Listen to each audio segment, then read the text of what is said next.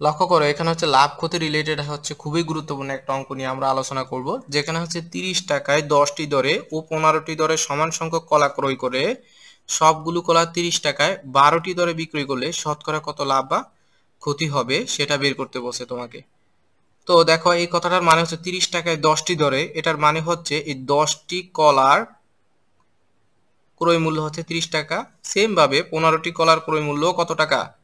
অপর অপর 15টি কলার ক্রয় মূল্য আমার 30 টাকা। আবার এখানে হচ্ছে দেখো 30 টাকায় 12টি দরে বিক্রয় করলে তার মানে হচ্ছে 12টি কলার বিক্রয় মূল্য হচ্ছে 30 টাকা। তো যেহেতু আমার এখানে 30 টাকায় হচ্ছে 10টি দরে, অর্থাৎ 10টি কলার যেহেতু ক্রয় মূল্য 30 টাকা দেওয়া আছে, তাহলে সেখান থেকে আমরা একটা কলার ক্রয় মূল্য কত হবে সেটা আমরা বের করে নিব। তাহলে 10টি দরে কলার ক্রয় মূল্য 30 টাকা, অতএব একটি কলার ক্রয় মূল্য আরো কম হবে। তাহলে ক্রয় মূল্য যদি কম হয় সেক্ষেত্রে ভাগ, উপরে হবে 30 নিচে হচ্ছে 10, ভাগ করলে হবে 3 টাকা। তাহলে একটা কলার ক্রয় মূল্য হচ্ছে কত টাকা? 3 টাকা। আবার 15টি হচ্ছে কলা সেম 30 টাকা দিয়ে সে কিনছে, সেক্ষেত্রে আমারও একটি কলার ক্রয় মূল্য কয় টাকা হবে সেটা আমরা বের করব।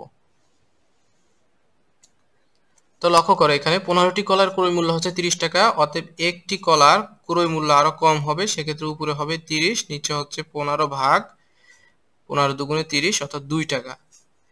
এখন আমরা দেখতেছি এখানে একটা কলার ক্রয় মূল্য হচ্ছে 3 টাকা আর এখানে একটা কলার ক্রয় মূল্য হচ্ছে 2 টাকা, অর্থাৎ টোটাল দুইটা কলার ক্রয় মূল্য কত?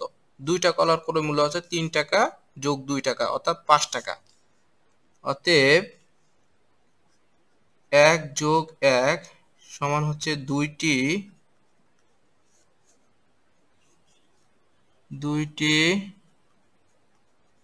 কলার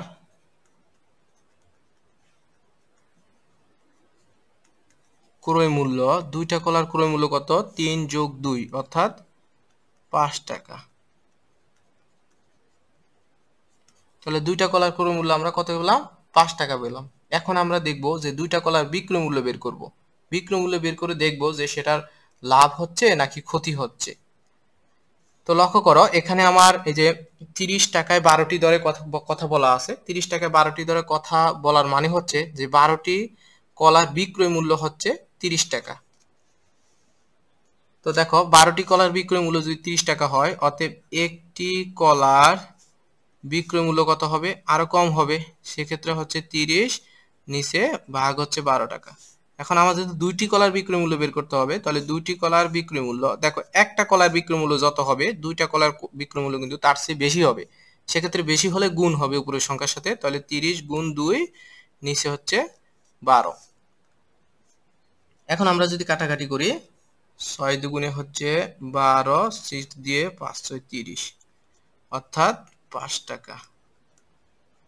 তো দেখো যে আমার দুইটি কলার ক্রয় মূল্য 5 টাকা ছিল, আবার দুইটি কলার বিক্রয় মূল্য কয় টাকা? 5 টাকা। তার মানে আমার এখানে লাভও হচ্ছে না, ক্ষতি হচ্ছে না। অতএব লাভ বা